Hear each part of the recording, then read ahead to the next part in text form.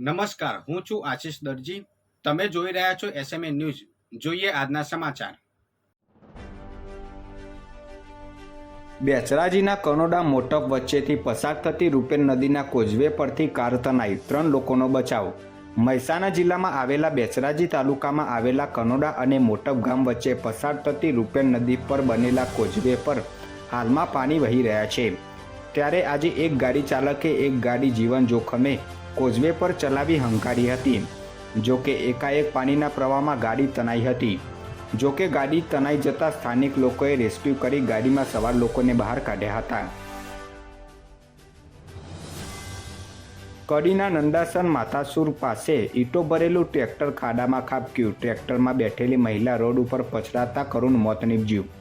સમગ્ર ગુજરાત રાજ્યમાં અનરાધાર વરસાદ વરસી રહ્યો છે, જેના કારણે સમગ્ર રાજ્યના રોડ રસ્તા ખાડી ગયાની સ્થિતિ ઉદ્ભવી છે.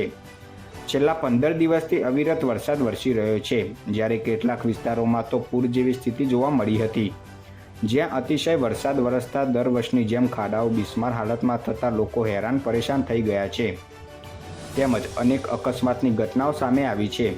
ત્યારે નંદાસન માથાસુર રોડ ઉપર ખાડામાં ટ્રેક્ટર પછડાતા ટ્રેક્ટર ઉપર બેસેલા મહિલા રોડ ઉપર પછડાઈ હતી, જ્યાં ઈંટો ભરેલ ટ્રોલી મહિલા ઉપર પડતા મોત થયું હતું, જ્યાં નંદાસન પોલીસે ગુનો દાખલ કરી કાર્યવાહી હાથ ધરી હતી. ગાંધીનગરના દશેલામાં કૂવામાં પડેલી ગાયના રેસ્ક્યુ સમયનો બનાવ. જવાનને સિવિલમાં સારવાર માટે ખસેડાયો. તાજેતરમાં દહેગામના સોલંકીપુરામાં ખેતરમાં બિનઉપયોગી 70 ફૂટ ઊંડા કૂવામાં ગાય પડી જવાની ઘટના પ્રકાશમાં આવી હતી. ત્યારે ગઈકાલે રાત્રે દશેલા ગામે પણ ખુલ્લા બિનઉપયોગી ઊંડા કૂવામાં ગાય ગરકાવ થઈ જતા ફાયર બ્રિગેડની ટીમે રેસ્ક્યુ ઓપરેશન હાથ ધર્યું હતું. આ દરમિયાન ગાયને બહાર કાઢવામાં કૂવામાં ઉતરેલા ફાયરમેનને સાફ કરતા સિવિલમાં સારવાર અર્થે ખસેડવામાં આવ્યો હતો. આ બનાવની જાણ થતાં આજે મેયર મીરાબેન પટેલ ફાયરમેનના ખબર અંતર પૂછવા સિવિલ હોસ્પિટલ પહોંચ્યા હતા. માણસાના રંગપુર નજીક કારમાંથી 336 નંગ વિદેશી દારૂ બિયરનો જથ્થો ઝડપાયો.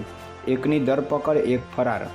હિંમતનગરથી વિજાપુર થઈ લોધરા ચોકડી તરફથી ગાંધીનગર બાજુ જતી વિદેશી દારૂ ભરેલી હોન્ડા સિટી કારનો એલસીબીએ ફિલ્મી ઢબે પીછો કરતા માણસાના રંગપુર નજીક કાર ખેતરમાં ઉતરી ગઈ હતી.